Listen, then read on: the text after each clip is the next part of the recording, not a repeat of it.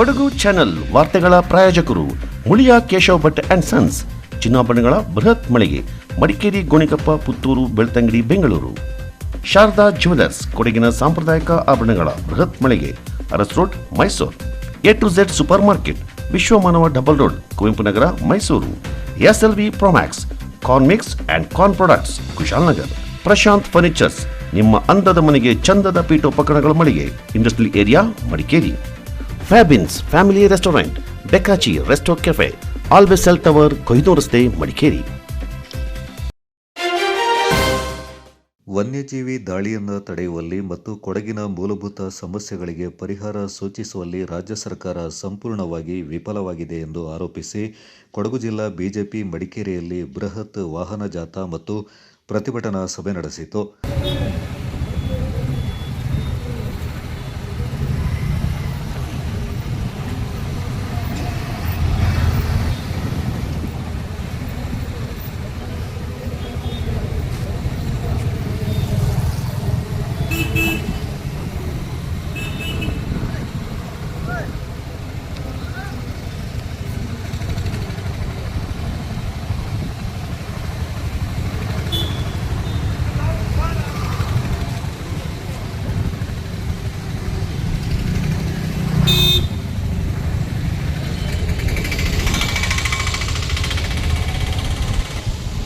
ನಗರದ ಗಾಂಧಿ ಮೈದಾನದಲ್ಲಿ ನಡೆದ ಪ್ರತಿಭಟನಾ ಸಭೆಯಲ್ಲಿ ಪಾಲ್ಗೊಂಡು ಮಾತನಾಡಿದ ಸಂಸದ ಯದುವೀರ್ ಒಡೆಯರ್, ವನ್ಯಜೀವಿ ದಾಳಿಯನ್ನು ತಡೆಯುವಲ್ಲಿ ರಾಜ್ಯದ ಕಾಂಗ್ರೆಸ್ ಸರ್ಕಾರ ಸಂಪೂರ್ಣವಾಗಿ ವಿಫಲವಾಗಿದೆ.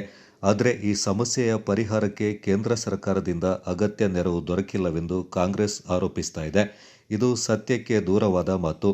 ಕೇಂದ್ರದ ಅರಣ್ಯ ಮತ್ತು ಪರಿಸರ ಸಚಿವ ಭೂಪೇಂದ್ರ ಯಾದವ್ ಅವರು ಕಾಡಾನೆ ಹಾವಳಿ ತಡೆಗೆ 350 ಕೋಟಿ ರೂಪಾಯಿಗಳ 5 ವರ್ಷಗಳ ಅವಧಿಯ ಯೋಜನೆಯನ್ನು ಒದಗಿಸಲು ಮುಂದಾಗಿದ್ದಾರೆ ಎಂದರು. ಇದಿಷ್ಟೆಲ್ಲ ಪ್ರತಿಕ್ರಿಯೆಯನ್ನು ಕೊಟ್ಟಿದ್ದಾರೆ ಕೇಂದ್ರ ಸರ್ಕಾರ. ಅಂದರೆ ಮನವಿ ಕೊಡೋದ ನಂತರ ಅವರು ಒಂದು ಪ್ರತಿಕ್ರಿಯೆ ಕೊಟ್ಟಿದ್ದಾರೆ, ಘೋಷಣೆಯನ್ನು ಮಾಡಿದ್ದಾರೆ, ಲೆಟರ್ ತಂದಿದ್ದಾರೆ. ಅದನ್ನ ಕಾರ್ಯರೂಪ ತರೋದಕ್ಕೆ ಒಂದು ಯೋಜನೆಯನ್ನು ಕೂಡ ಕೇಂದ್ರ ಸರ್ಕಾರ ಮಾಡ್ತಾ ಇದೆ, ತಾಂತ್ರಿಕ ನೆರವನ್ನು ಕೂಡ ಕೊಡ್ತಾರೆ ಅಂತ ಹೇಳಿದ್ದಾರೆ. ರಾಜ್ಯ ಸರ್ಕಾರ ಏನು ಮಾಡಿದೆ ಅಂತ ಈ ಸಂದರ್ಭದಲ್ಲಿ ನಾನು ಹೇಳ್ತೀನಿ. ಮನವಿ ಮಾಡೋದಕ್ಕೆ ಅವ್ರಿಗೆ ಅರಣ್ಯ ಮಂತ್ರಿನೇ ಇಲ್ಲ, ಇನ್ನೂ ಅವರ ಒಂದು ಕ್ಯಾಬಿನೆಟ್ ಎಕ್ಸ್ಪ್ಯಾನ್ಷನ್ ಆಗಿಲ್ಲ, ಅರಣ್ಯ ಮಂತ್ರಿನೇ ಇಲ್ಲ ಅವ್ರಿಗೆ ಒಂದು ಮನವಿ ಮಾಡೋದಕ್ಕೆ. ಸ್ಮೂತ್ ಟ್ರಾನ್ಸಿಷನ್ ಅಂತ ಹೇಳ್ತಾರೆ ಮುಖ್ಯಮಂತ್ರಿ, ಒಂದು ಸ್ಮೂತ್ ಟ್ರಾನ್ಸಿಷನ್. 6 ತಿಂಗಳು ಆ ಒಂದು ಕುರ್ಚಿಗಾಗಿ ಅಗ್ಗಾಜಗಾಟ ನಡೆದಿದೆ. ಅದಾದ ನಂತರನೂ ಕೂಡ ತಕ್ಷಣವೇ ಅವರು ಒಂದು ಕ್ಯಾಬಿನೆಟ್ ಎಕ್ಸ್ಪ್ಯಾನ್ಷನ್ ಮಾಡಿ ಎಲ್ಲ ಮಂತ್ರಾಲಯಕ್ಕೆ ಏನು ಸೂಕ್ತ ನಿರ್ಧಾರಗಳು ತಗೋಬೇಕಾಗಿದೆ, ಯಾವುದೇ ರೀತಿ ನಿರ್ಧಾರಗಳು ತಗೋತಾ ಇಲ್ಲ. ಯಾವುದೇ ಒಂದು ಮಂತ್ರಾಲಯದಲ್ಲಿ ನೀವು ಕೇಳಿ, ಅರಣ್ಯ ಇಲಾಖೆ ಅಂತೂ ಸಂಪೂರ್ಣವಾಗಿ ವಿಫಲ ಆಗ್ತಾ ಇದೆ. ಸಕ್ರಿಯವಾಗಿ ಏನು ಕೆಲಸ ಮಾಡಬೇಕಾಗಿದೆ ಯಾವುದೇ ರೀತಿಯ ನಿರ್ಧಾರ ಇಲ್ಲದೇನೆ ಅವರು ಕೆಲಸನೇ ಮಾಡ್ತಾರೆ. ವಯನಾಡಿಗೆ ದುಡ್ಡೊಂದು ಕೇಳಿದ್ರೆ ಹೋಗುತ್ತೆ. ಅಲ್ಲಿ ಯಾರಿದ್ದಾರೆ ವಯನಾಡು ಅಂದರೆ ನಿಮ್ಗೆಲ್ಲರಿಗೂ ತಿಳಿದಿರ್ತಕ್ಕಂಥ ಸಂಗತಿ. ಅಲ್ಲಿರುವಂಥದ್ದು ಆನೆ ದಾಳಿ ಆಗಿರುವಂಥದ್ದು ಸಂದರ್ಭದಲ್ಲಿ, ಅಲ್ಲಿ ಮರಣ ಆಗಿರುವಂಥದ್ದು ಸಂದರ್ಭದಲ್ಲಿ 30 ಲಕ್ಷ ಕಳಿಸಿದ್ದಾರೆ ವಯನಾಡು MP ಒಂದು ಸಹಾಯಕ್ಕಾಗಿ. ಪ್ರಕೃತಿ ವಿಕೋಪದಿಂದ ಮನೆ ಏನು ಒಂದು ಪುನಃ ನಿರ್ಮಾಣ ಮಾಡಬೇಕಾಗಿರ್ತಕ್ಕಂಥ ಸಂದರ್ಭದಲ್ಲಿ 10 ಕೋಟಿ ಕಳಿಸಿದ್ದಾರೆ. ಈ ಸರ್ಕಾರ ವಯನಾಡಿಗೋಸ್ಕರ ಕೆಲಸ ಮಾಡುತ್ತೆ, ಕೊಡಗು ತಮ್ಮದೇ ಆದಂಥ ರಾಜ್ಯ ಕೊಡಗುಗೋಸ್ಕರ ಯಾವುದೇ ರೀತಿಯ ಪ್ರತಿಕ್ರಿಯೆ ಇಲ್ಲ. ತಮ್ಮೆಲ್ಲರಿಗೂ ತಿಳಿದಿರೋ ಹಾಗೆ ಕೊಡಗಿನಲ್ಲಿ ವನ್ಯಜೀವಿ ಮಾನವ ಸಂಘರ್ಷ ವರ್ಷಕ್ಕೆ ಹೆಚ್ಚಾಗ್ತಾ ಇದೆ. ಪ್ರಕರಣಗಳು ಹೆಚ್ಚಾಗ್ತಾ ಇದ್ದಾವೆ. ಯಾವುದೇ ರೀತಿಯ ಪರಿಹಾರ ರಾಜ್ಯ ಸರ್ಕಾರದಿಂದ ನಮಗೆ ಕಳೆದ 3 ವರ್ಷದಿಂದ ಸಿಕ್ಕಿಲ್ಲ. ಬರೀ ಘೋಷಣೆಗಳು ಮಾಡೋದು ಹೊರತು ಯಾವುದೇ ರೀತಿ ಘೋಷಣೆಗಳನ್ನು ಕಾರ್ಯರೂಪಕ್ಕೆ ತರೋದರಲ್ಲಿ ಅವರು ಯಶಸ್ವಿ ಆಗಿಲ್ಲ, ಸಂಪೂರ್ಣವಾಗಿ ವಿಫಲ ಆಗಿದ್ದಾರೆ. ಇವಾಗ ಕೇಂದ್ರ ಸರ್ಕಾರನೂ ಕೂಡ ಕೈ ಜೋಡಿಸಿದ್ದಾರೆ.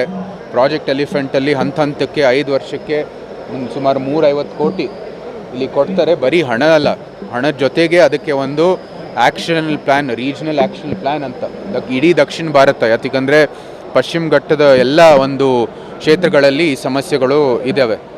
ವಿಶೇಷವಾಗಿ ಆನೆ ಮಾನವ ಸಂಘರ್ಷದ್ದು ಅದರಲ್ಲಿ ನಿಖರವಾಗಿ ಕೊಡಗು ಒಂದು ಮಾದರಿ ರೂಪಿಸೋದಕ್ಕೆ ಕೊಡಗುನೇ ಆಯ್ಕೆ ಮಾಡಿದ್ದಾರೆ. ಈ ಟೆಲಿಮೆಟ್ರಿ ಸಿಸ್ಟಮ್ ಅಂದರೆ ಆನೆಯ ಒಂದು ಮೂವ್ಮೆಂಟನ್ನು ಗುರುತಿಸಿ ಅದು ಎಲ್ಲೆಲ್ಲಿ ಹೋಗ್ತಾ ಇದೆ ಅಂತ ಒಂದು ಏನು ಎಚ್ಚರಿಕೆ ಕೊಡೋ ದೃಷ್ಟಿಯಲ್ಲಿ ಆ ಒಂದು ಸಿಸ್ಟಮನ್ನು ರೂಪಿಸಲಿಕ್ಕೆ ಇವತ್ತು ವಿರಾಜಪೇಟೆ ಮತ್ತು ಕೊಡಗುನೇ ಆಯ್ಕೆ ಮಾಡಿದ್ದಾರೆ. ಇದೆಲ್ಲನೂ ಕೂಡ ಕೇಂದ್ರ ಸರ್ಕಾರ ನಮಗೆ ಸ್ಪಂದನೆ ಮಾಡ್ತಾ ಇದ್ದಾರೆ. ಜೊತೆಗೆ ಈ ಒಂದು ಏನು ಸಮಸ್ಯೆ ಆನೆಗಳಿದೆ ಅದನ್ನ ಗುರುತಿಸಿ ಯಾವ ರೀತಿ ಅದನ್ನ ರಿಹ್ಯಾಬಿಲಿಟೇಷನ್ ಮಾಡೋದಕ್ಕೂ ಕೂಡ ಇವತ್ತು ನಾವು ಸೂಚನೆ ಕೊಟ್ಟಿದ್ದೀವಿ. ಆ ಸಲಹೆ ಮೇರೆಗೆ ಕೂಡ ಈ ರೀಜನಲ್ ಆ್ಯಕ್ಷನ್ ಪ್ಲ್ಯಾನನ್ನು ರೂಪಿಸಲಿಕ್ಕೆ ಅವರು ಮಾಡ್ತಾಯಿದ್ದೇವೆ. ಅಂದರೆ ಇವತ್ತು ನಮ್ಮ ಮನವಿಗೆ ಸ್ಪಂದಿಸಿ ಯೋಜನೆಯೂ ಕೂಡ ರೂಪಿಸಿ ಹಣದ ಒಂದು ಏನು ಸಹಾಯ ಬೇಕಾಗಿದೆ ಅದನ್ನು ಕೂಡ ಮೀಸಲಿಟ್ಟಿದ್ದಾರೆ. ಜೊತೆಗೆ ಒಂದು ತಾಂತ್ರಿಕ ನೆರವನ್ನು ಕೂಡ ಕೊಟ್ಟಿದ್ದಾರೆ ಕೇಂದ್ರ ಸರ್ಕಾರ. ರಾಜ್ಯ ಸರ್ಕಾರ ಇವಾಗ ಸ್ಪಂದಿಸಿ ಈ ಸಮಸ್ಯೆಯನ್ನು ಬಗೆಹರಿಸೋದಕ್ಕೆ ಶಾಶ್ವತವಾದಂಥ ಪರಿಹಾರ ಕೊಡೋದಕ್ಕೆ ಕೈ ಜೋಡಿಸ್ಬೇಕು ಅಂತ ನಮ್ಮ ಸ್ಪಷ್ಟವಾದಂಥ ಆಗ್ರಹ. ಜೊತೆಗೆ ಇವತ್ತು ಏನು 6 ತಿಂಗಳು ಹಿಂದೆ ಮುಖ್ಯಮಂತ್ರಿಯ ಒಂದು ಕುರ್ಚಿಗಾಗಿ ಹಗ್ಗಜಗ್ಗಾಟ ನಡೆದಿದೆ, ಮುಗ್ದಿದೆ. ಈಗ ಮಂತ್ರಿ ಒಂದು ಕುರ್ಚಿಗಳಿಗೆ ಏನು ಹಗ್ಗಜಗ್ಗಾಟ ನಡೀತಾ ಇದೆ, ಕೊಡಗೂಲು ಸಹ ಅದು ನಡೀತಾ ಇರುವಂಥದ್ದು. ಅದನ್ನ ಬಿಟ್ಟು ಸ್ಥಳೀಯ ಸಮಸ್ಯೆಯನ್ನು ಬಗೆಹರಿಸಬೇಕು ಅಂತ ನಮ್ಮ ಸ್ಪಷ್ಟವಾದಂಥ ಆಗ್ರಹ. ಎಲ್ಲೂ ಇಲ್ವಲ್ಲ, ಏನು ಒಂದು ಘೋಷಣೆನೂ ಇಲ್ಲ. ಇಲ್ಲಿ ಬಂದು ಹೈವೇ ತಡೆ ಮಾಡುವಾಗ ಇಲ್ಲ CCF ಕಳಿಸ್ತೀವಿ ಅಂತ ಹೇಳೋದು ಹೊರತು ಯಾವುದೇ ರೀತಿಯ ಪ್ರತಿಕ್ರಿಯೆ ಇಲ್ಲ. ಇವತ್ತೆಲ್ಲ ಮಂತ್ರಿ ಬೇಕು, ಇದು ಬೇಕು, ಅದು ಬೇಕು ಅಂತ ಅದರ ಹಿಂದೆ ಓಡಾಡ್ತಾ ಇರೋದು ಹೊರತು ಯಾವುದೇ ರೀತಿ ಸ್ಥಳೀಯ ಸಮಸ್ಯೆಗಳಿಗಿರ್ಬೋದು, ಈ ಮಾನವ ಸಂಘರ್ಷ ಇರ್ಬೋದು, ರೋಡ್ ಸಮಸ್ಯೆ ಇರ್ಬೋದು, ಕೊಡಗಿನ ಅಭಿವೃದ್ಧಿ ಇರ್ಬೋದು, ಎಲ್ಲನೂ ಕೂಡ ಕೊನೆಗೆ ಹೋಗಿದೆ. ವಿಧಾನ ಪರಿಷತ್ನ ಸದಸ್ಯ MP ಸುಜಾ ಕುಶಾಲಪ್ಪ ಮಾತನಾಡಿ, ವನ್ಯಜೀವಿ ಮತ್ತು ಕಾಡಾನೆ ಹಾವಳಿ ತಡೆಗೆ ರಾಜ್ಯದ ಕಾಂಗ್ರೆಸ್ ಸರ್ಕಾರ ಸೂಕ್ತ ಕ್ರಮ ಕೈಗೊಳ್ಳದಿದ್ದಲ್ಲಿ ಮಲೆನಾಡ ಭಾಗದ ಎಲ್ಲ ಜಿಲ್ಲೆಗಳು ಒಗ್ಗೂಡಿ ವಿಧಾನಸೌಧಕ್ಕೆ ಮುತ್ತಿಗೆ ಹಾಕುವುದಾಗಿ ಎಚ್ಚರಿಕೆ ನೀಡಿದರು.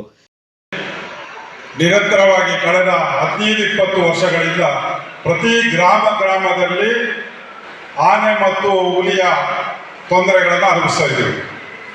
ಈಗಾಗಲೇ ಅಂಕಿ ಅಂಶಗಳನ್ನು ಹೇಳಿದ್ದಾರೆ, ಎಷ್ಟು ಆನೆ ಇದರಲ್ಲಿ ಸತ್ರು, ಹುಲಿ ಇದರಲ್ಲಿ ಸತ್ರು ಅಂತೇಳಿ. ಆದರೆ ಸರ್ಕಾರ ಯಾವತ್ತು ನಮ್ಮ ಸರ್ಕಾರ ಮಾಡಿದ್ರು. ತದನಂತರದಲ್ಲಿ ನಾನು ವಿಧಾನ ಪರಿಷತ್ ಸದಸ್ಯನಾಗಿದ್ದ ಮೇಲೆ 4 ಸಾರಿ ಆನೆ ವಿಷಯದಲ್ಲಿ ಪ್ರಸ್ತಾಪ ಮಾಡಿದ್ರಿ. ಆದರೆ ಅರಣ್ಯ ಮಂತ್ರಿಯವರ ಉತ್ತರ ಬರೀ ಆನೆ ಟಾಸ್ಕ್ ಫೋರ್ಸ್ ರಚನೆ ಮಾಡಿದ್ದೀವಿ, ಆನೆ ಮತ್ತು ನಾವು ಪರಿಹಾರವನ್ನು ಕೊಟ್ಟಿದ್ದೇವೆ ಅಂತ. ಆದರೆ ಅದಕ್ಕಾದಂತೆ ಅರಣ್ಯ ಸಚಿವರು ಮತ್ತು ಕಳೆದ 15-20 ವರ್ಷಗಳಿಂದ ಇವರು ಏನು ಮಾಡ್ತಾ ಇದ್ದಾರೆ, ಅರಣ್ಯ ಇಲಾಖೆಯವರು ರೈತರಿಗೆ ಕಿರುಕುಳ ಕೊಡೋದು ಮಾತ್ರ ಅಲ್ಲದೆ ಅವರು ನಮ್ಮ ರೈತರಿಗೆ ಸಹಕಾರ ಮಾಡುವ ರೀತಿಯಲ್ಲಿ ಕೆಲಸ ಮಾಡ್ತಾ ಇದ್ದಾರೆ. ಈಗ ಅರಣ್ಯದಿಂದ ಬರುವ ಆನೆಗಳಿಗೆ ಅವರು ಕಳೆದ 15-20 ವರ್ಷದಿಂದ ಅವರು ಒಂದು DPR ಅನ್ನು ಮಾಡಿ ರಾಜ್ಯ ಸರ್ಕಾರಕ್ಕೂ ಮತ್ತು ಕೇಂದ್ರಕ್ಕೂ ಸಲ್ಲಿಸಬೇಕಾಯಿತು, ಅದು ಮಾಡಲಿಲ್ಲ. ಇವತ್ತು ಬಡ್ಜೆಟ್ ಅಲ್ಲಿ ಘೋಷಣೆ ಮಾಡಿದ್ರು. ಮೊದಲ ಬಾರಿಗೆ 1923-24ರಲ್ಲಿ ಏನು ಫಸ್ಟ್ ನಾವು ವಿಧಾನ ಪರಿಷತ್ ಸದಸ್ಯರಾಗ 120 ಕೋಟಿಗಳ ಬಡ್ಜೆಟ್ ಅನ್ನು ಘೋಷಣೆ ಮಾಡಿದರು. ತದನಂತರದಲ್ಲಿ ಮಾರಣ್ಯದಲ್ಲಿ 60 ಕೋಟಿಯ ಬಡ್ಜೆಟ್ ಅನ್ನು ಘೋಷಣೆ ಮಾಡಿದರು. ತದನಂತರದಲ್ಲಿ 25-26ಕ್ಕೆ 250 ಕೋಟಿಯ ಬಡ್ಜೆಟ್ ಅನ್ನು 5 ಜಿಲ್ಲೆಗಾಗಿ ಮಾಡಿದರು. ಈ 5 ಜಿಲ್ಲೆಯಲ್ಲಿ ಯಾವುದೇ ಬಿಡಿಕಾಸು ಸಿಗಲಿಲ್ಲ. ಮಾಡಿ ವಿಧಾನಸೌಧದ ಮುತ್ತಿಗಾಗುವಂತಹ ಕಾರ್ಯಕ್ರಮ ಹಾಕೊಳ್ಬೇಕು. ನಾವು ಯಾವುದು ಎಲ್ಲ ರೈತಾಪಿ ವರ್ಗದ ಕೂಲಿ ಕಾರ್ಮಿಕರು ಎಲ್ಲ ಒಗ್ಗಟ್ಟಾಗಿ ಒಂದಾಗಿ ಹೋರಾಟ ಮಾಡಿದ್ರೆ ಮಾತ್ರ ನಮಗೆ ಈ ಶಾಶ್ವತವಾದ ಪರಿಹಾರ ಕಲ್ಪಿಸಲಿಕ್ಕೆ ಸಾಧ್ಯ ಆಗ್ತದೆ. ಆದ್ದರಿಂದ ದಯವಿಟ್ಟು ನಮ್ಮ ಕೊಡಗಿನ ಪ್ರತಿಯೊಬ್ಬ ಸಾರ್ವಜನಿಕರು ಈ ಸಹಕಾರ ಕೊಟ್ಟು ಹೋರಾಟದಲ್ಲಿ ಭಾಗಿಯಾಗಬೇಕು ಅಂತ ಹೇಳಿ ನನ್ನ ಮನವಿಯನ್ನು ಮಾಡ್ತಾ, ಇವತ್ತು ಜಿಲ್ಲಾಧಿಕಾರಿಗಳಿಗೆ ಅದಕ್ಕೆ ಸರಿಯಾಗಿ ಅವರು ಸರ್ಕಾರಕ್ಕೆ ಅವರು ಕಳಿಸ್ಬೇಕು. ಅವರು ನಾವು ಕೊಟ್ಟಂತ ಮೆಮೊರಂಡವನ್ನು ಇಮಿಡಿಯೇಟ್ ಕಳಿಸಿ ನಮಗೆ ಸೂಕ್ತ ಕ್ರಮ ಕೈಗೊಳ್ಳಲಿಕ್ಕೆ ನಾನು ಸರ್ಕಾರವನ್ನು ಬಯಸ್ತೇನೆ. ವಿಧಾನಸಭೆಯ ಮಾಜಿ ಅಧ್ಯಕ್ಷ KG ಬೋಪಯ್ಯ ಮಾತನಾಡಿ, ಬಿಜೆಪಿ ಪಕ್ಷ ತನ್ನ ಅಧಿಕಾರದ ಕೊನೆಯ ಅವಧಿಯ 2023-24ನೇ ಸಾಲಿನಲ್ಲಿ ಕಾಡಾನೆ ಮಾನವ ಸಂಘರ್ಷ ತಡೆಗೆ 120 ಕೋಟಿ ರೂಪಾಯಿಗಳನ್ನು ಒದಗಿಸಿದೆ. ಅದರಲ್ಲಿ ಚಿಕ್ಕಾಸಂದ ಈ ಕಾಂಗ್ರೆಸ್ ಸರ್ಕಾರ ಸದ್ಬಳಕೆ ಮಾಡಿಲ್ಲ ಅಂತ ಆರೋಪಿಸಿದರು. ಕಾರ್ಮಿಕರು ಕೆಲಸಕ್ಕೆ ಹೋಗ್ಲಿಕ್ಕೆ ಭಯಪಡುವಂತಹ ಪರಿಸ್ಥಿತಿ, ಯಾರು ಬರೋದೇ ಇಲ್ಲ. ಯಾಕೆಂದ್ರೆ ಪ್ರಾಣ ಬಹಳ ಮುಖ್ಯ. ಇವರೇನು ಮಾಡಿದ್ದಾರೆ ಅದನ್ನ ಆಮೇಲೆ ಸವಾಲು ಇನ್ನೊಂದು ಮಾತೆತ್ತಿದ್ರೆ ಕೇಂದ್ರ ಸರ್ಕಾರದ ಜವಾಬ್ದಾರಿ ಅಂತ ಹೇಳ್ತಾರೆ. 3 ವರ್ಷ ನಿಮಗೆ ಕೇಂದ್ರ ಸರ್ಕಾರದ ನೆನಪಾಗಿಲ್ಲ? ಕೇಂದ್ರ ಸರ್ಕಾರ ಹೌದು ಕನ್ಕರೆಂಟ್ ಸಬ್ಜೆಕ್ಟು ಎಲ್ಲವೂ ಸರಿ, ನಾನು ಒಪ್ತೇನೆ. ಆದರೆ ನೀವೇನು ಮಾಡಿದ್ರಿ?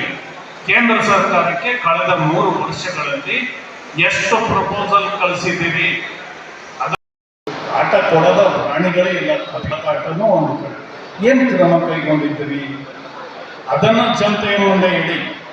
3 ವರ್ಷ ಏನು ಮಾಡಿದ್ದೀರಿ?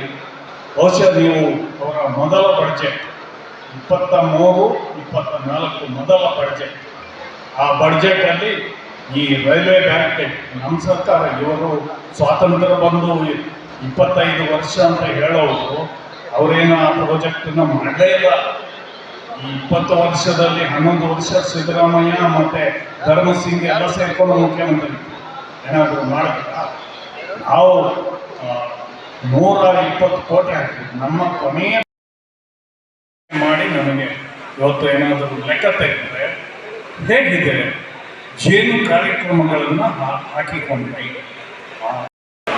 ಆ ವಿಂಗಲ್ಲಿ ನಮ್ಮ ಜಿಲ್ಲೆಯವರ ಆದಂಥ ನಿವೃತ್ತಿ ಆದರೂ ಕೂಡ ಒಬ್ಬ ಪ್ರಾಮಾಣಿಕ ದಕ್ಷ ಅಧಿಕಾರಿ ಯಾರಿದ್ರು ಅವರ ಶ್ರೀಮತಿಯವರು ತೋಟ ನೋಡ್ಲಿಕ್ಕೆ ಹೋದರೆ ಅವ್ರನ್ನೇ ಆನೆ ಮೆಟ್ಟಿ ಸಾಯ್ತು.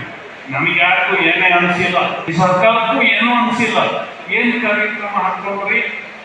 ಮಾಜಿ ಸಚಿವ ಎಂಪಿ ಅಪ್ಪಚ್ಚು ರಂಜನ್ ಮಾತನಾಡಿ, ಜಿಲ್ಲೆಯ ಸಿ ಮತ್ತು ಡಿ ಜಮೀನನ್ನು ಅರಣ್ಯಕ್ಕೆ ಹಸ್ತಾಂತರಿಸಬೇಕೆನ್ನುವ ಆದೇಶವನ್ನು ಪರಿಸರವಾದಿಗಳ ಪಿತೂರಿಯಿಂದ ಹೊರಡಿಸಲಾಗಿದೆ ಎಂದರು.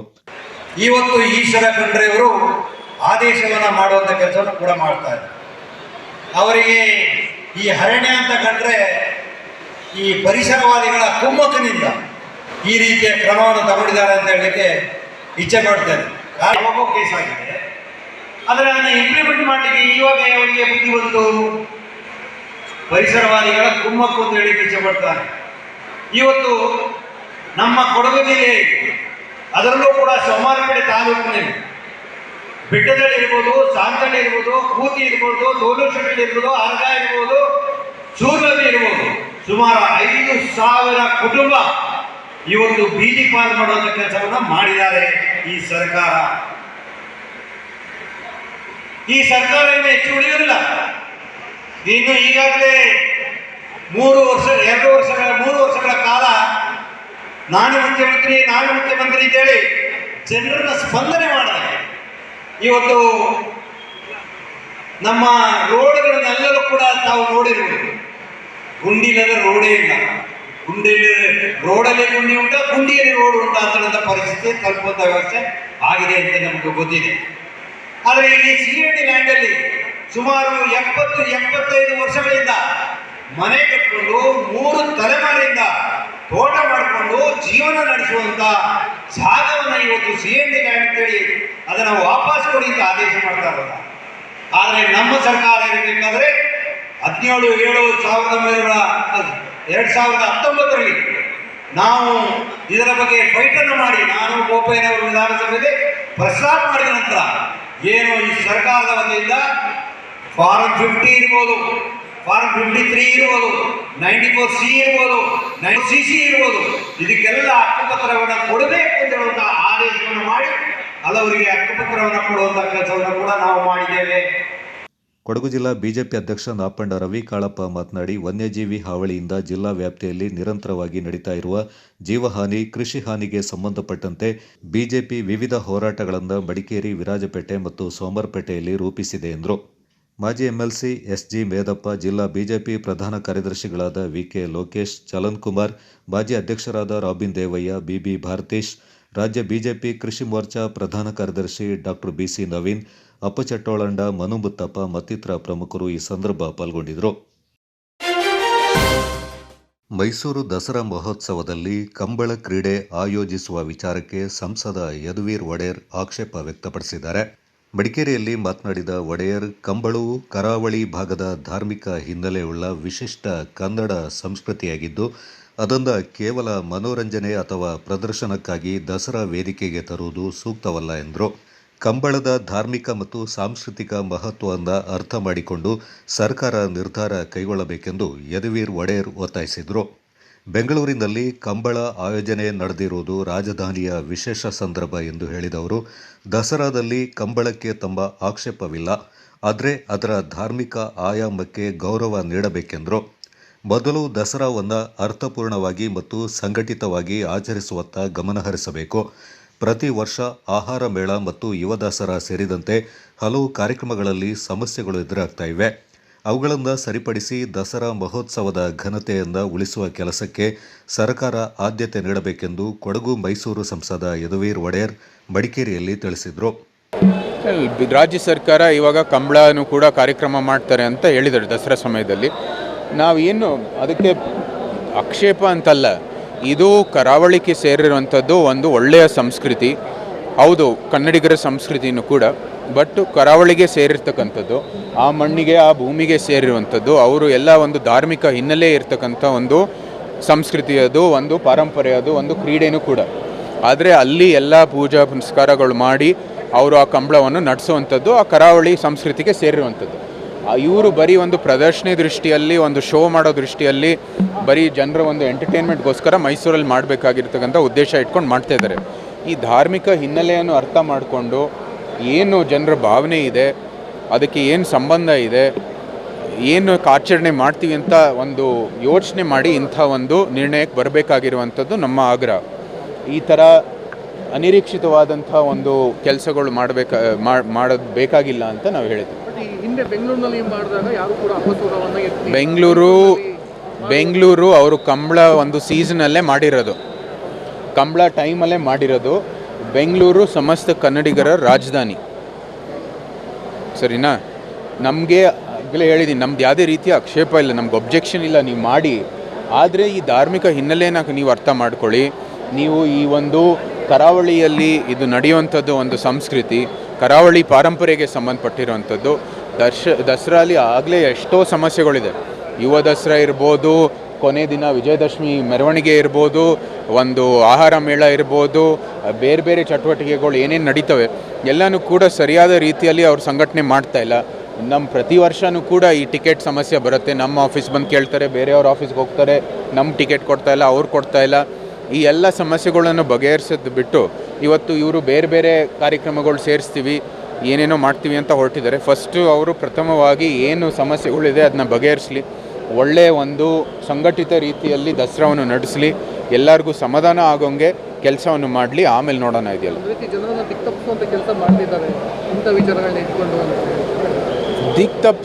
ದಿಕ್ತಪ್ಪಿಸ್ತಾ ಇದ್ದಾರೋ ಇಲ್ವೋ ಅಂತ ಗೊತ್ತಿಲ್ಲ. ಆದರೆ ಇವತ್ತು ಅವರು ಯಾವುದೇ ರೀತಿ ಜನರ ಭಾವನೆ, ಒಂದು ಸಂಸ್ಕೃತಿ, ಒಂದು ಧರ್ಮ ಬಗ್ಗೆ ಕಾಳಜಿ ಇಲ್ಲದೇ ನಿರ್ಣಯಗಳು ತಗೋತಾ ಇದ್ದಾರೆ. ಕೊಡಗು ಜಿಲ್ಲೆಯ ವಿರಾಜಪೇಟೆ ತಾಲೂಕಿನಲ್ಲಿ ಗಾಳಿ ಮಳೆಗೆ ಮರ ಉರುಳಿ ಚಲಿಸ್ತಾ ಇದ್ದ ಸ್ಕೂಟರ್ ಮೇಲೆ ಬಿದ್ದ ಪರಿಣಾಮ ಮಹಿಳೆಯೊಬ್ಬರು ಗಾಯಗೊಂಡ ಘಟನೆ ನಡೆದಿದೆ. ಅದೃಷ್ಟವಶಾತ್ ಮಹಿಳೆ ಪ್ರಾಣಾಪಾಯದಿಂದ ಪಾರಾಗಿದ್ದಾರೆ. ಕೊಡಗು ಜಿಲ್ಲೆ ವಿರಾಜಪೇಟೆ ತಾಲೂಕಿನ ಬೇಟೋಳಿ ಗ್ರಾಮದಲ್ಲಿ ಈ ಘಟನೆ ನಡೆದಿದೆ.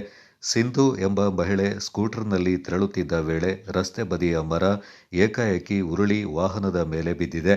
ಪರಿಣಾಮ ಸ್ಕೂಟರ್ ಜಖಂಗೊಂಡಿದ್ದು ಸಿಂಧು ಅವರಿಗೆ ಸಣ್ಣ ಪುಟ್ಟ ಗಾಯಗಳಾಗಿವೆ. ಸ್ಥಳೀಯರು ತಕ್ಷಣ ನೆರವಿಗೆ ಧಾವಿಸಿ ಅವರನ್ನ ವಿರಾಜಪೇಟೆ ಸರ್ಕಾರಿ ಆಸ್ಪತ್ರೆಗೆ ದಾಖಲಿಸಿದ್ರು. ಪ್ರಥಮ ಚಿಕಿತ್ಸೆ ನೀಡಿದ ಬಳಿಕ ಹೆಚ್ಚಿನ ಚಿಕಿತ್ಸೆಗೆ ಮಡಿಕೇರಿ ಆಸ್ಪತ್ರೆಗೆ ಕರೆದೊಯ್ಯಲಾಗಿದೆ. ಘಟನೆಯ ಕುರಿತು ಮಾಹಿತಿ ತಿಳಿದ ವಿರಾಜಪೇಟೆ ತಹಶೀಲ್ದಾರ್ ಪ್ರವೀಣ್ ಆಸ್ಪತ್ರೆಗೆ ಹಾಗೂ ಘಟನಾ ಸ್ಥಳಕ್ಕೆ ಭೇಟಿ ನೀಡಿ ಗಾಯಾಳುವಿನ ಆರೋಗ್ಯವನ್ನು ವಿಚಾರಿಸಿದ್ರು. ಮಳೆಗಾಲದಲ್ಲಿ ರಸ್ತೆ ಬದಿಯ ಅಪಾಯಕಾರಿ ಮರಗಳನ್ನು ತೆರವುಗೊಳಿಸಿ ಇಂತಹ ಅವಘಡಗಳನ್ನು ತಡೆಯುವಂತೆ ಸಾರ್ವಜನಿಕರು ಸಂಬಂಧಪಟ್ಟ ಇಲಾಖೆಗೆ ಒತ್ತಾಯಿಸಿದ್ದಾರೆ.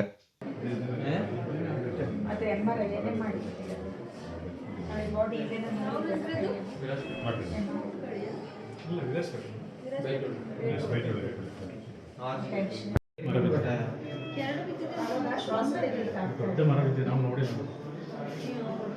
ನಾವು ಒಬ್ಬರೇ ಇದ್ದೀವಿ. ರೋಡ್ ಫುಲ್ಲು ಬ್ಲಾಕ್, ದೊಡ್ಡ ಮರನೇ. ಅದರದೊಂದು ಸ್ಕೂಟಿ ಮುಂದೆ. ಕೊಡಗು ಜಿಲ್ಲೆಯಲ್ಲಿ ಅತಿವೃಷ್ಟಿ ಹಾಗೂ ಅನಾವೃಷ್ಟಿಯನ್ನು ಎದುರಿಸಲು ಸಜ್ಜಾಗುವಂತೆ ಪ್ರಾಕೃತಿಕ ವಿಕೋಪ ನಿರ್ವಹಣೆಯ ಮೇಲುಸ್ತುವಾರಿ ಹಾಗೂ ಆರೋಗ್ಯ ಮತ್ತು ಕುಟುಂಬ ಕಲ್ಯಾಣ ಸಚಿವರಾದ ಯುಟಿ ಖಾದರ್ ಅವರು ನಿರ್ದೇಶನ ನೀಡಿದ್ದಾರೆ. ನಗರದ ಜಿಲ್ಲಾ ಪಂಚಾಯಿತಿ ಸಭಾಂಗಣದಲ್ಲಿ ಪ್ರಾಕೃತಿಕ ವಿಕೋಪ ನಿರ್ವಹಣೆ ಸಂಬಂಧ ಭಾನುವಾರ ನಡೆದ ಸಭೆ ಅಧ್ಯಕ್ಷತೆ ವಹಿಸಿ ಅವರು ಮಾತನಾಡಿದರು. ಕೊಡಗು ಜಿಲ್ಲೆಯಲ್ಲಿ ಕಳೆದ ಬಾರಿಗೆ ಹೋಲಿಸಿದರೆ ಈ ಬಾರಿ ಮಳೆಯ ಪ್ರಮಾಣ ಕಡಿಮೆಯಾಗಿದೆ. ಸದ್ಯ ಜುಲೈ ಮತ್ತು ಆಗಸ್ಟ್ ತಿಂಗಳಲ್ಲಿ ವಾಡಿಕೆ ಮಳೆಯಾಗುವ ನಿರೀಕ್ಷೆ ಇದೆ. ಆದ್ದರಿಂದ ಪ್ರಾಕೃತಿಕ ವಿಕೋಪ ಎದುರಿಸಲು ಸಜ್ಜಾಗಬೇಕು. ಜೊತೆಗೆ ಎಲ್ ನಿನೋ ಪರಿಣಾಮದಿಂದ ಕಡಿಮೆ ಮಳೆಯಾದಲ್ಲಿ ಅನಾವೃಷ್ಟಿಯನ್ನು ಕೂಡ ಎದುರಿಸಲು ಅಗತ್ಯ ಸಿದ್ಧತೆ ಮಾಡಿಕೊಳ್ಳಬೇಕೆಂದು ಸಚಿವರು ಹೇಳಿದರು. ಪ್ರಾಕೃತಿಕ ವಿಕೋಪಗಳು ಯಾರನ್ನೂ ಕೇಳಿ ಬರುವುದಿಲ್ಲ. ಆದರೆ ಸಂಕಷ್ಟದ ಸಂದರ್ಭದಲ್ಲಿ ಜನರಿಗೆ ಸ್ಪಂದಿಸುವುದು ಆದ್ಯ ಕರ್ತವ್ಯವಾಗಿದೆ. ಆ ನಿಟ್ಟಿನಲ್ಲಿ ಅಧಿಕಾರಿಗಳು ಬದ್ಧತೆಯಿಂದ ಕೆಲಸ ನಿರ್ವಹಿಸಬೇಕೆಂದು ಯುಟಿ ಖಾದರ್ ಅವರು ನಿರ್ದೇಶನ ನೀಡಿದರು. ಮುಂದಿನ 3 ತಿಂಗಳಲ್ಲಿ ಅಧಿಕಾರಿಗಳು ಕೇಂದ್ರ ಸ್ಥಾನದಲ್ಲಿದ್ದು ಸಾರ್ವಜನಿಕರಿಗೆ ಸ್ಪಂದಿಸುವುದು ಅತಿ ಮುಖ್ಯವಾಗಿದೆ ಎಂದರು. ಪ್ರಾಕೃತಿಕ ವಿಕೋಪ ಎದುರಿಸಲು ಜಿಲ್ಲಾಧಿಕಾರಿಯವರ ಪಿಡಿ ಖಾತೆಯಲ್ಲಿ 3.50 ಕೋಟಿ ರೂಪಾಯಿ ಲಭ್ಯವಿದೆ. ಜೊತೆಗೆ 5 ತಾಲೂಕುಗಳ ತಹಶೀಲ್ದಾರ್ಗಳ ಪಿಡಿ ಖಾತೆಯಲ್ಲಿ ಒಟ್ಟು 141.39 ಲಕ್ಷ ರೂಪಾಯಿ ಲಭ್ಯವಿದೆ. ಹಾಗಾಗಿ ಹಣದ ಕೊರತೆ ಇಲ್ಲ ಎಂದರು. ಜಿಲ್ಲೆಯಲ್ಲಿ ಕುಡಿಯುವ ನೀರು ಸಮಸ್ಯೆ ಉಂಟಾಗದಂತೆ ಗಮನಹರಿಸಬೇಕು. ಒಡೆದಿರುವ ಪೈಪ್ಲೈನ್ಗಳನ್ನು ಸರಿಪಡಿಸಬೇಕು. ಕುಡಿಯುವ ನೀರು ಪೂರೈಕೆಯಲ್ಲಿ ವ್ಯತ್ಯಯವಾಗದಂತೆ ಗಮನಹರಿಸುವುದು ಅಧಿಕಾರಿಗಳ ಜವಾಬ್ದಾರಿಯಾಗಿದೆ ಎಂದರು.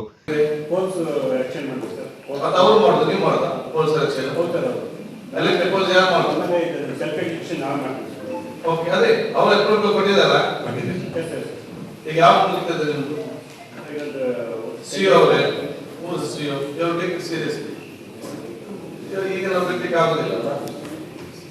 ಯಾಕಂತ ಹೇಳಿದ್ರೆ ದೊಡ್ಡ ವಿಚಾರ ಇದೆಲ್ಲ. ಪಂಪ್ ಹಾಕಿ ಕನೆಕ್ಷನ್ ಕೊಡೋದೆಲ್ಲ 3 ದಿವಸದಲ್ಲಿ ಮುಗಿಬೇಕೆಲ್ಲ ಕೂಡ. ಈಗ ಇಷ್ಟ ಮತ್ತೆ ಎಷ್ಟು ದಿವಸ ಆಯ್ತು ಪಂಪ್ ಬೋರ್ವೆಲ್ ಹೊಡೆದು?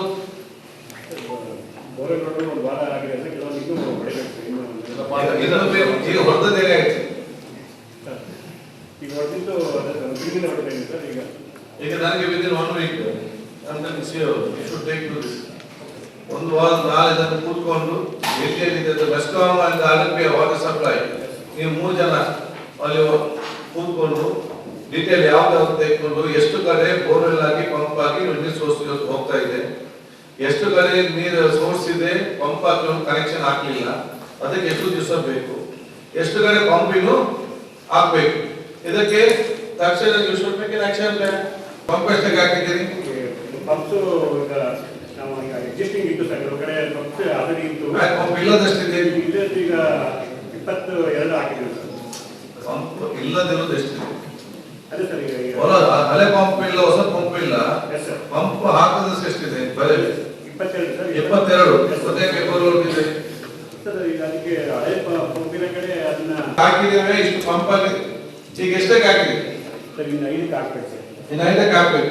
ಆಯ್ತು. ಪಂಪ್ ಹಾಕಿ ಎಷ್ಟು ಕಡೆಗೆ ಮೆಸ್ಕಾಂ ಕನೆಕ್ಷನ್ ಆಗಿದೆ ಸರ್? ಕೆಲವೊಂದು ಈಗ ಆಲ್ರೆಡಿ ಇತ್ತಲ್ಲ ಸರ್, ಅದು ಎಕ್ಸಿಸ್ಟಿಂಗ್ ಕನೆಕ್ಷನ್ ಇತ್ತು ಸರ್. ಅಲ್ಲಿ ಹೊಸದನ್ನ ಎಕ್ಸಿಸ್ಟಿಂಗ್ ಇರಲಿ ಹೊಸದಿರಲಿ ಎಷ್ಟಕ್ಕೆ ಕನೆಕ್ಷನ್ ಆಗಿದೆ, ಎಷ್ಟಕ್ಕೆ ಕನೆಕ್ಷನ್ ಆಗದೆ ಬಾಕಿ ಆಗಿದೆ ಸರ್? 10ಕ್ಕೆ ಆಗಿದೆ ಸರ್. ಇನ್ನೂ 12ಕ್ಕೆ ಕನೆಕ್ಷನ್ ಬಾಕಿ ಇದೆ. ಎಲ್ಲಿ ಮೆಸ್ಕಾಂನವರು? ಮೆಸ್ಕಾಂ ಏನಾಗಿದೆ ಅಲ್ಲಿ ನೀರಿದೆ ಅಡ್ಡ ಬಂದಂತ ಭಾಗಗಳನ್ನು ಟ್ರಿಮ್ ಮಾಡುದು. ಅಂದ್ರೆ ಚೆಸ್ಕಾಂ ಆಯ್ತು ಎಲ್ಲ ಲೈನ್ ಕಟ್ಟ ಎಲ್ಲ ಟ್ರಿಮ್ ಮಾಡಿದ್ದೀರಾ? ನೀವೇ ಮಾಡಿದ್ದೀರಿ. ಆಯ್ತು. ಈ ಭಾಗದಲ್ಲಿ ರಸ್ತೆ ಮಧ್ಯೆ ಇರುವಂತ ಭಾಗದಲ್ಲಿ ಕಡಿಯುವುದು ಯಾರು ಸರ್? ಕೋಆರ್ಡಿನೇಷನ್ ಮಾಡಿದ್ರೆ ಬ್ರಾಂಚಸ್ ಇದ್ರೆ ಫಾರೆಸ್ಟ್ ಡಿಪಾರ್ಟ್ಮೆಂಟ್ ಮತ್ತೆ ಚೆಸ್ಕಾಂ ಸೇರಿ ಐಡೆಂಟಿಫೈ ಮಾಡಿ. ಇಲ್ಲ, ಕೊಡಗು ಜಿಲ್ಲೆಯ ಅತಿವೃಷ್ಟಿ ಅಥವಾ ಅನಾವೃಷ್ಟಿ ಎರಡರ ಬಗ್ಗೆ ಕೂಡ ರಿವ್ಯೂ ಮಾಡಿ ಬಹುಶಃ ಇದು ಅಧಿಕಾರಿಗಳಿಗೆ ಸರ್ಕಾರದ ಇವತ್ತು ಏನೆಲ್ಲ ಕಾರ್ಯಸೂಚಿ ಏನಿದೆ, ಯಾಕೆಂದರೆ ಪ್ರಕೃತಿ ವಿಕೋಪ ಆದಂಥ ಸಂದರ್ಭದಲ್ಲಿ ಜನಸಾಮಾನ್ಯ ಜೊತೆ ನಿಲ್ಲಬೇಕು, ಅವರ ನೋವಿಗೆ ಸ್ಪಂದಿಸಬೇಕು ಮತ್ತು ಸರ್ಕಾರದ ಸಂಪೂರ್ಣವಾದ ಏನೆಲ್ಲ ಯೋಜನೆ ಇದೆ ಅದನ್ನು ಮುಟ್ಟಿಸಬೇಕಂತ ಹೇಳಿ ಬಹುಶಃ ಅದು ಶಾಸಕರು ಮುಂದಿಟ್ಟುಕೊಂಡು ಅಧಿಕಾರಿಗಳು ಚರ್ಚೆ ಮಾಡಿ ಅಧಿಕಾರಿಗಳಿಗೆ ಅವರ ಸಮಸ್ಯೆ ನಾವು ಅರ್ಥ ಮಾಡಿಕೊಂಡು ಬಹುಶಃ ಇರುವಂಥ ಕೆಲವು ಸರ್ಕಾರ ಗಮನಕ್ಕೆ ತಂದು ಪ್ರಕೃತಿ ವಿಕೋಪ ಅದು ನಮ್ಮ ಕೈಯಲ್ಲಿಲ್ಲ, ಅದು ದೇವರ ಕೈಯಲ್ಲಿ ಇರುವಂಥದ್ದು, ಎಲ್ಲಿ ಕೂಡ ಆಗಬಾರ್ದಂತ ಇಲ್ಲಿ ನಮ್ಮೆಲ್ಲರ ಪ್ರಾರ್ಥನೆ. ಆದರೆ ಏನಾದರೂ ಆದಂಥ ಸಂದರ್ಭದಲ್ಲಿ ಆ ಜನಸಾಮಾನ್ಯ ಯಾರು ತೊಂದರೆಗೊಳಪಟ್ಟಿದ್ದಾರೆ, ಸಂತ್ರಸ್ತಿದ್ದಾರೆ, ನೋವಿನಲ್ಲಿದ್ದಾರೆ, ದುಃಖದಲ್ಲಿದ್ದಾರೆ, ಅವರು ಮತ್ತು ಅವ್ರ ಕುಟುಂಬದಲ್ಲಿ ನಮ್ಮ ಸರ್ಕಾರ ಜೊತೆಯಾಗಿ ನಿಲ್ತದೆ. ನಮ್ಮ ಶಾಸಕರು, ಜನಪ್ರತಿನಿಧಿಗಳು, ಅಧಿಕಾರಿ ವರ್ಗದವರು ಅವ್ರ ಜೊತೆ ನಿಂತು ಅವರ ನೋವನ್ನು ಆದಷ್ಟು ಕಡಿಮೆ ಮಾಡಿ ಸಂಪೂರ್ಣವಾದ ಸಹಕಾರ ಕೊಟ್ಟು ಅವರಿಗೆ ನೆಮ್ಮದಿಯಿಂದ ಜೀವನ ಮಾಡಿದ ವಾತಾವರಣ ನಿರ್ಮಾಣ ಮಾಡೋದು ನಮ್ಮ ಜವಾಬ್ದಾರಿ. ಆ ಸಂಬಂಧಪಟ್ಟಾಗಿ ನಾನು ರಿವ್ಯೂ ಸಭೆ ಮಾಡಲಿಕ್ಕೆ ಇವತ್ತು ಬಂದಿದ್ದೇನೆ. ಸರ್, ಈಗ SIR ನಡೀತಾ ಇದೆ ರಾಜ್ಯದಲ್ಲಿ, ಬಟ್ ಕೇಂದ್ರ ಸಚಿವರು ಕುಮಾರಸ್ವಾಮಿ ಅವರು SIR ನಡೀತಿರೋಂಥದ್ದು ಇದುವರೆಗೆ ಪ್ರಕ್ರಿಯೆ ಏನಿದೆ ಅದು ಸರಿಯಾಗಿಲ್ಲ, ಎಲ್ಲವನ್ನು ಕೂಡ ರದ್ದು ಮಾಡಬೇಕು, ರದ್ದು ಮಾಡಿ ಹೊರ ರಾಜ್ಯದ ಒಬ್ಬರ ದಕ್ಷಾಧಿಕಾರಿಯನ್ನು ಅದರ ಉಸ್ತುವಾರಿಯನ್ನಾಗಿ ಹಾಕಬೇಕು ಅಂತೇಳಿ ಹೇಳಿದ್ದಾರೆ. ನೋಡಿ, SIRನ ಸಂಪೂರ್ಣವಾದ ಜವಾಬ್ದಾರಿ ಅದು ಚುನಾವಣಾ ಆಯೋಗದ ಜವಾಬ್ದಾರಿ, ನಮ್ಮ ಸರ್ಕಾರದ ಜವಾಬ್ದಾರಿ ಅಲ್ಲ. ಸರ್ಕಾರ ಈ ರಾಜ್ಯದ ಪ್ರತಿಯೊಬ್ಬ ಅರ್ಹ ಮತದಾರಿಗೂ ಮತದಾನದ ಹಕ್ಕೊಂದು ಕಡೆ ಸಿಗಬೇಕಂತ ಹೇಳಿಕೊಂಡು ಅದರಿಂದ ವಂಚಿತರಾಗಬಾರ್ದಂತೇಳಿ ನಾವು ಬರೀ ಜನಜಾಗೃತಿ ಮತ್ತು ಅದಕ್ಕೊಂದು ಸಹಾಯ ಅಸಿಸ್ಟ್ ಮಾಡ್ತೇವೆ ಹೊರತು SIRನ ಸಂಪೂರ್ಣವಾದ ಜವಾಬ್ದಾರಿ ಚುನಾವಣಾ ಆಯೋಗ ಅಲ್ಲದೆ ನಮ್ಮ ಸರ್ಕಾರ ಅಲ್ಲ. ಯಾರಿಗಾದ್ರ ಬಗ್ಗೆ ಸಲಹೆ ಕೊಡಲಿಕ್ಕಿದ್ದರೆ ಅವರೆಲ್ಲರೂ ಕೂಡ ಚುನಾವಣಾ ಕಚೇರಿಗೆ ಹೋಗಿ, ಅದು ಈ ಬೆಂಗಳೂರಲ್ಲಿ ಚುನಾವಣಾ ಕಚೇರಿ ಇದೆ, ಡೆಲ್ಲಿಯಲ್ಲಿ ಕಚೇರಿ ಇದೆ, ಆ ಚುನಾವಣಾ ಕಚೇರಿಗೆ ಹೋಗಿ ಏನೆಲ್ಲ ಸಲಹೆ ಸೂಚನೆ ಬೇಕು ಎಲ್ಲ ಸಲಹೆ ಅಲ್ಲಿ ಕೊಡಲಿ, ನಮ್ಮದೇನು ಅಭ್ಯಂತರ ಇಲ್ಲ. ಚುನಾವಣಾ ಆಯೋಗ ಯಾವ ರೂಲ್ಸನ್ನು ನಿಯಮಗಳು ಮಾಡ್ತದ ಅದಕ್ಕೆ ಅನುಗುಣವಾಗಿ ನಾವು ಕೆಲಸ ಮಾಡ್ತೇವೆ. ಮಾತ್ರ ನಾವು ಸರ್ಕಾರವಾಗಿ ಯಾರು ಇವತ್ತು ಅನಕ್ಷತ ಶಿಕ್ಷಕರು ಇದ್ದಾರೆ, ಜನಸಾಮಾನ್ಯರಿದ್ದಾರೆ, ಅವರು ಬೆಳಿಗ್ಗೆ ದುಡಿಲಿಕ್ಕೆ ಹೋಗಿ ಸಂಜೆ ಬರುವವರು, ಇದರ ಬಗ್ಗೆ ಅಷ್ಟು ಮಾಹಿತಿ ಇರೋದಿಲ್ಲ. ಅವ್ರಿಗೆಲ್ಲರೂ ಕೂಡ ಮಾಹಿತಿ ಕೊಟ್ಟು ಅವರ ಮತವನ್ನು ಖಾತ್ರಿಪಡಿಸಲಿಕ್ಕೆ ಸಹಾಯ ಮಾಡೋ ಕೆಲಸವನ್ನು ಅದು ನಮ್ಮ ಸರ್ಕಾರ ಮಾಡ್ತದೆ. ಅದೇ ಸನ್ಮಾನ್ಯ ಮುಖ್ಯಮಂತ್ರಿ ಡಿ ಕೆ ಶಿವಕುಮಾರ್ ಸ್ಪಷ್ಟವಾಗಿ ಇವತ್ತು ತಿಳಿಸಿದ್ದಾರೆ. ಬಟ್ ರಾಜ್ಯ ಚುನಾವಣಾ ಆಯೋಗಕ್ಕೆ ನಾವು ಈ ಸಂದರ್ಭ ಮಾತನಾಡಿದ ಶಾಸಕ ಡಾಕ್ಟರ್ ಮಂತ್ರಗೌಡ, ಸೋಮರಪೇಟೆ ತಾಲೂಕಿನ ಗ್ರಾಮದಲ್ಲಿ ಪೈಪ್ಲೈನ್ ಒಡೆದು ಕುಡಿಯುವ ನೀರು ಪೂರೈಕೆಯಲ್ಲಿ ವ್ಯತ್ಯಯವಾಗ್ತಾ ಇದ್ದು, ಇದನ್ನು ಸರಿಪಡಿಸುವಂತಾಗಬೇಕೆಂದರು.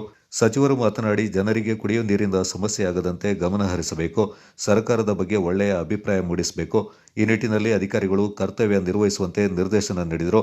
ಶಾಸಕರಾದ ಎಎಸ್ ಪೊನ್ನಣ್ಣ ಅವರು ಮಾತನಾಡಿ, ಲೋಕೋಪಯೋಗಿ ಮತ್ತು ಪಂಚಾಯತ್ ರಾಜ್ ಇಲಾಖೆ ವ್ಯಾಪ್ತಿಯ ಗುಂಡಿ ಬಿದ್ದ ರಸ್ತೆಗಳನ್ನು ಮುಚ್ಚಬೇಕು, ಸಾರ್ವಜನಿಕರ ಓಡಾಟಕ್ಕೆ ಅನುಕೂಲ ಮಾಡುವಂತೆ ಸಲಹೆ ನೀಡಿದರು. ಸೆಸ್ಕ್ ಮತ್ತು ಕುಡಿಯುವ ನೀರು ವಿಭಾಗದ ಇಂಜಿನಿಯರ್ಗಳು ಸಮನ್ವಯತೆಯಿಂದ ಕಾರ್ಯನಿರ್ವಹಿಸಬೇಕೆಂದು ಸಚಿವರು ತಾಕೀತು ಮಾಡಿದರು. ಕುಡಿಯುವ ನೀರು ಪೂರೈಕೆ ಕಾಮಗಾರಿ ಸಂಬಂಧ ಜಿಲ್ಲಾ ಪಂಚಾಯತ್ ಸಿಇಒ ಅವರು ಗಂಭೀರವಾಗಿ ಪರಿಗಣಿಸಿ ಪ್ರಗತಿ ಪರಿಶೀಲನೆ ನಡೆಸುವಂತೆ ಸಲಹೆ ಮಾಡಿದರು. ಜಿಲ್ಲಾಧಿಕಾರಿ ಎಸ್.ಜೆ. ಸೋಮಶೇಖರ್ ಅವರು ಮಾತನಾಡಿ, ಕಳೆದ ಬಾರಿಗೆ ಹೋಲಿಸಿದರೆ ಈ ಬಾರಿ ಮಳೆಯ ಪ್ರಮಾಣ ಕಡಿಮೆಯಾಗಿದ್ದು, ಪ್ರಾಕೃತಿಕ ವಿಕೋಪ ಎದುರಿಸಲು ಜಿಲ್ಲಾಡಳಿತ ಸಜ್ಜಾಗಿದೆ ಎಂದರು. ಜಿಲ್ಲಾ ಪೊಲೀಸ್ ವರಿಷ್ಠಾಧಿಕಾರಿ ಬಿಂದುಮಣಿಯವರು ಮಾತನಾಡಿ, ಪ್ರಾಕೃತಿಕ ವಿಕೋಪ ಎದುರಿಸುವ ನಿಟ್ಟಿನಲ್ಲಿ 4 ತಂಡಗಳಿದ್ದು, ಜೊತೆಗೆ ಎನ್ಡಿಆರ್ಎಫ್ 1 ತಂಡವಿದೆ. ಹೋಂಗಾರ್ಡ್ಸ್ ತಂಡವು ಕಾರ್ಯನಿರ್ವಹಿಸಲಿದೆ ಎಂದರು.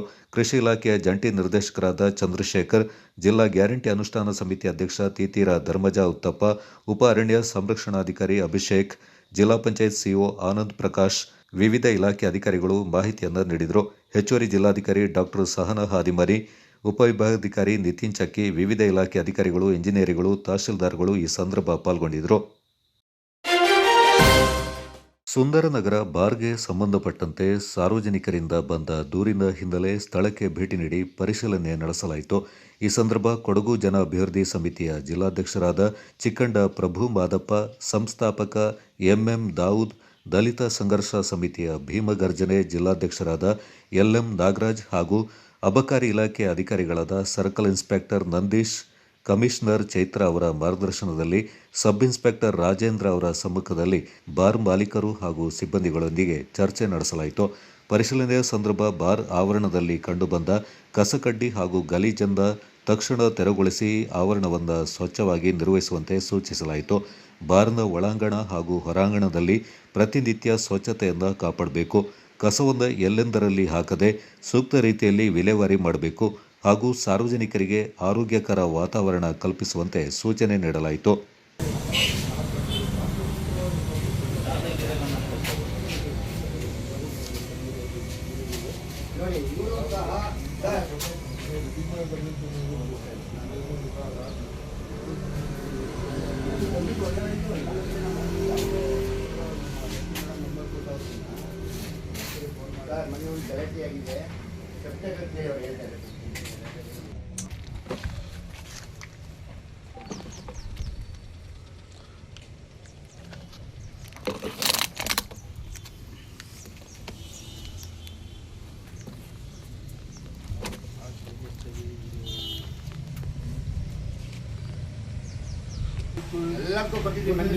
ಈಗ ನೀವೇನು ತೀರ್ಮಾನ ತಗೋಬೇಕು? ಈಗ ಒಂದು ಓನರ್ ಬರ್ಲಿ, ಈಗ ಇವನು ವೆಂಡರ್ ಇದ್ದಾನೆ,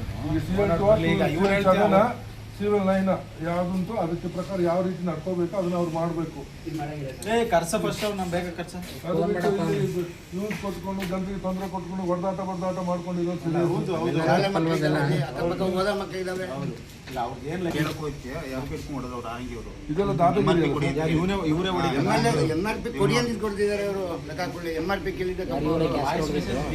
ನಾನೇ ಮಾಡಿರೋದೆಲ್ಲ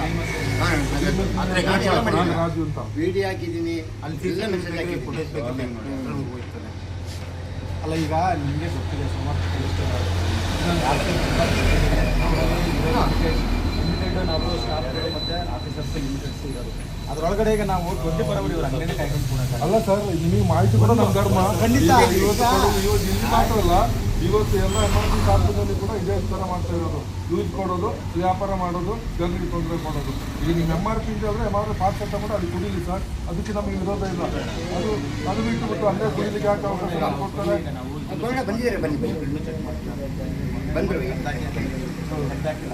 ಬಂದಿದ್ದಾರೆ, ಅಲ್ಲ, ಅವನ ಜೊತೆ ಮಾತಾಡೋದು ನಮ್ಮ ವಿಚಾರ ನಿಮ್ಮ ಜೊತೆ ವಿನಿಮಯ ಮಾಡಬೇಕಲ್ಲ ಅಲ್ವಾ ಸರ್?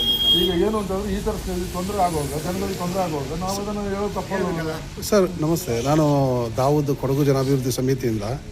ಸರ್ ಏನಂತ ಹೇಳಿದ್ರೆ, ಇಲ್ಲಿ ಸುಂದರ ನಗರದಲ್ಲಿ ಈ ಥರ ಲೂಸ್ ಮಾಡ್ತಾ ಇದ್ದಾರೆ, ಗಲಾಟೆಗಳಾಯ್ತದೆ ಅಂತ ಹೇಳ್ಬಿಟ್ಟು ಇಲ್ಲಿ ಸಾರ್ವಜನಿಕರು ಮತ್ತು ದಲಿತ ಸಂಘರ್ಷ ಸಮಿತಿ, ಭೀಮಗರ್ಜನೆ ಇವರೆಲ್ಲ ನಮ್ಮ ಕೊಡಗು ಜನಾಭಿವೃದ್ಧಿ ಸಮಿತಿಯಿಂದ ಗ್ರೂಪಲ್ಲಿ ನಿರಂತರವಾಗಿ ಮಾಹಿತಿಗಳಾಗ್ತಾ ಇದ್ದಾರೆ ಸರ್. ನೀವು ಜನಗಳಿಗೆ ಒಂದು ಮಾಹಿತಿ ಯಾವ ರೀತಿ ಕೊಡ್ತೀರಾ ಸರ್? ಯಾಕೆಂದರೆ ಹೇಳಿದ್ರೆ ನಾನು ಕೇಳ್ತಿರೋ ಉದ್ದೇಶ ಇದು CL7 CL2 ಇದೆಲ್ಲ ಹೆಂಗೆ ಸರ್? ಯಾವ ಥರ ಏನಲ್ಲ ಒಂದು ಕಾನೂನಲ್ಲಿ ಏನು ಹೇಳ್ತದೆ? ಓನ್ಲಿ ಅದಕ್ಕೆ ಪಾರ್ಸಲ್ ಕೊಡ್ಲಿಕ್ಕೆ ಅವಕಾಶ ಇರೋದು.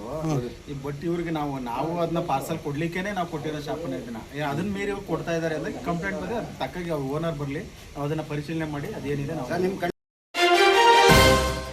ಜಿಲ್ಲಾಡಳಿತ, ಜಿಲ್ಲಾ ಪಂಚಾಯಿತಿ ಮತ್ತು ಸಮಾಜ ಕಲ್ಯಾಣ ಇಲಾಖೆ ವತಿಯಿಂದ ಹಸಿರು ಕ್ರಾಂತಿಯ ಹರಿಕಾರ ಡಾಕ್ಟರ್ ಬಾಬು ಜಗಜೀವನ್ ರಾಮ್ ಅವರ 40ನೇ ಪುಣ್ಯ ಸ್ಮರಣ ಕಾರ್ಯಕ್ರಮ ಸೋಮವಾರ ಸರಳವಾಗಿ ಆಚರಣೆ ಮಾಡಲಾಯಿತು. ನಗರದ ತಾಲೂಕು ಪಂಚಾಯಿತಿ ಸಭಾಂಗಣದಲ್ಲಿ ಡಾಕ್ಟರ್ ಬಾಬು ಜಗಜೀವನ್ ರಾಮ್ ಅವರ ಭಾವಚಿತ್ರಕ್ಕೆ ಜಿಲ್ಲಾಧಿಕಾರಿ SJ ಸೋಮಶೇಖರ್, ಜಿಲ್ಲಾ ಪಂಚಾಯತ್ CEO ಆನಂದ್ ಪ್ರಕಾಶ್ ಮೀನಾ, ಸಮಾಜ ಕಲ್ಯಾಣ ಇಲಾಖೆ ಉಪನಿರ್ದೇಶಕರಾದ ಶೇಖರ್, ಪಶುಪಾಲನಾ ಇಲಾಖೆ ಉಪನಿರ್ದೇಶಕರಾದ ಲಿಂಗರಾಜ ದೊಡ್ಡಮನಿ, ನಗರಸಭೆ ಸದಸ್ಯರಾದ ಸತೀಶ್, DSS ಜಿಲ್ಲಾ ಸಂಚಾಲಕರಾದ ದಿವಾಕರ, ದೀಪಕ್ ಪೊಂದಪ್ಪ, ಮೋಹನ್ ಮೌರ್ಯ, ಪ್ರೇಮ ಕೃಷ್ಣಪ್ಪ, ಜನಾರ್ದನ ಮತ್ತಿತರರು ಪುಷ್ಪಾರ್ಚನೆ ಮಾಡಿ ಗೌರವ ನಮನ ಸಲ್ಲಿಸಿದರು. ಸಮಾಜ ಕಲ್ಯಾಣ ಇಲಾಖೆ ಉಪನಿರ್ದೇಶಕರಾದ ಶೇಖರ್ ಅವರು ಮಾತನಾಡಿ, ಬಾಬು ಜಗಜೀವನ್ ರಾಮ್ ಅವರು ಕೇಂದ್ರದಲ್ಲಿ ಆಹಾರ ಸಚಿವರಾಗಿ ಹಸಿರು ಕ್ರಾಂತಿ ಜಾರಿಗೊಳಿಸಿದ್ರು ಎಂದರು.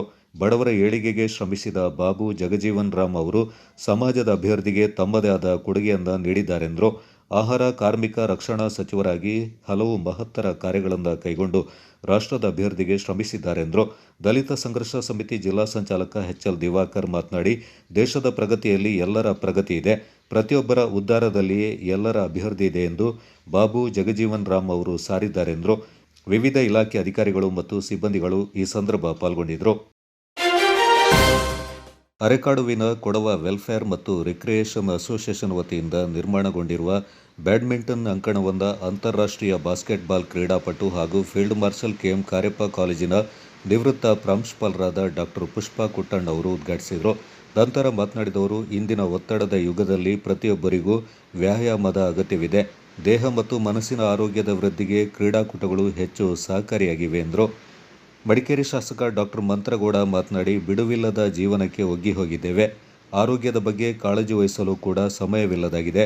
ಪ್ರತಿಯೊಬ್ಬರ ಯಶಸ್ಸಿನ ಗುಟ್ಟು ಆರೋಗ್ಯದಲ್ಲಿ ಅಡಗಿರುವುದರಿಂದ ಆರೋಗ್ಯವಂತ ಜೀವನಕ್ಕೆ ಆದ್ಯತೆ ನೀಡಬೇಕೆಂದು ಕಿವಿಮಾತು ಹೇಳಿದರು.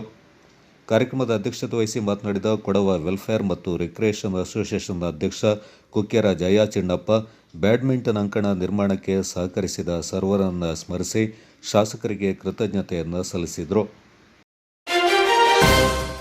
ಕೊಡಗಿನಲ್ಲಿ ವನ್ಯಜೀವಿ ಮಾನವ ಸಂಘರ್ಷ ಮತ್ತೆ ಮುಂದುವರೆದಿದೆ.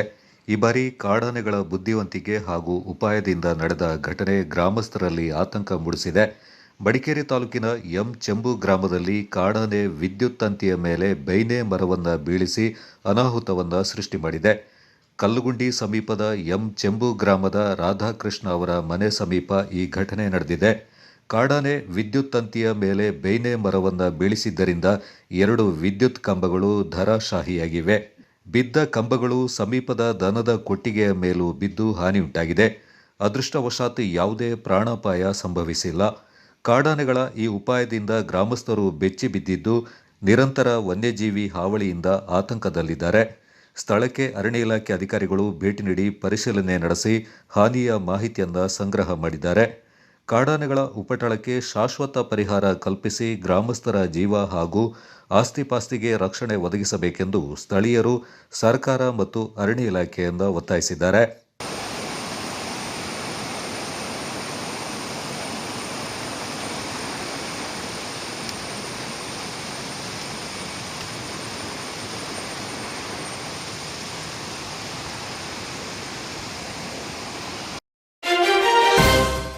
ಕೊಡಗು ಜಿಲ್ಲೆಯ ಸುಂಟಿಕೊಪ್ಪ ಕಾಂಡಕೊಲ್ಲಿ ಕೊಪ್ಪತ್ತೂರು ಸಂಪರ್ಕ ರಸ್ತೆಯಲ್ಲಿದ್ದ ವರ್ಷಗಳ ಚರಂಡಿ ಸಮಸ್ಯೆಗೆ ಸಮಾಜಮುಖಿ ಕಾರ್ಯದ ಮೂಲಕ ತಾತ್ಕಾಲಿಕ ಪರಿಹಾರ ದೊರೆತಿದೆ.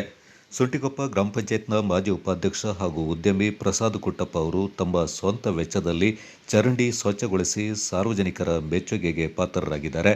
ಸುಂಟಿಕೊಪ್ಪ ಹಾಗೂ ಮಾದಾಪುರ ಗ್ರಾಮ ಪಂಚಾಯತ್ ಗಡಿ ವ್ಯಾಪ್ತಿಯಲ್ಲಿರುವ ಈ ರಸ್ತೆಯಲ್ಲಿ ಚರಂಡಿ ಮಣ್ಣು ತುಂಬಿಕೊಂಡಿದ್ದರಿಂದ ಮಳೆ ನೀರು ರಸ್ತೆ ಮೇಲೆಂದೇ ಹರಿತಾ ಇತ್ತು. ಇದರಿಂದ ವಾಹನ ಸವಾರರು ಹಾಗೂ ಸಾರ್ವಜನಿಕರು ಹಲವು ವರ್ಷಗಳಿಂದ ತೀವ್ರ ತೊಂದರೆಗೆ ಒಳಗಾಗಿದ್ರು. ಪಂಚಾಯತ್ ಗಡಿ ವಿವಾದದಿಂದ ಸಮಸ್ಯೆ ಬಗೆಹರಿಯದೆ ಉಳಿದಿದ್ದ ಹಿನ್ನೆಲೆ ಪ್ರಸಾದ್ ಕುಟ್ಟಪ್ಪ ಅವರು ಯಾವುದೇ ಅಧಿಕೃತ ಆದೇಶಕ್ಕಾಗಿ ಕಾಯದೆ ತಮ್ಮ ಸ್ವಂತ ವೆಚ್ಚದಲ್ಲಿ ಜೆಸಿಬಿ ಬಳಸಿ ಚರಂಡಿಯನ್ನು ಸ್ವಚ್ಛಗೊಳಿಸಿದ್ದಾರೆ. ಇದರಿಂದ ಮಳೆ ನೀರು ಸರಾಗವಾಗಿ ಹರಿಯುವಂತಾಗಿ ರಸ್ತೆ ಮೇಲಿನ ನೀರು ನಿಲ್ಲುವ ಸಮಸ್ಯೆ ಕಡಿಮೆಯಾಗಿದೆ. ಈ ಕಾರ್ಯಕ್ಕೆ ಸ್ಥಳೀಯರು ಹಾಗೂ ವಾಹನ ಸವಾರರು ಮೆಚ್ಚುಗೆ ವ್ಯಕ್ತಪಡಿಸಿದ್ದಾರೆ. ಇದೇ ವೇಳೆ ಜಿಲ್ಲಾಡಳಿತ ಹಾಗೂ ಸಂಬಂಧಿತ ಇಲಾಖೆಗಳು ಸಮನ್ವಯದಿಂದ ಶಾಶ್ವತ ಚರಂಡಿ ನಿರ್ಮಾಣ ಮತ್ತು ರಸ್ತೆ ಅಭಿವೃದ್ಧಿಗೆ ಶೀಘ್ರ ಕ್ರಮ ಕೈಗೊಳ್ಳಬೇಕೆಂದು ಗ್ರಾಮಸ್ಥರು ಒತ್ತಾಯಿಸಿದ್ದಾರೆ.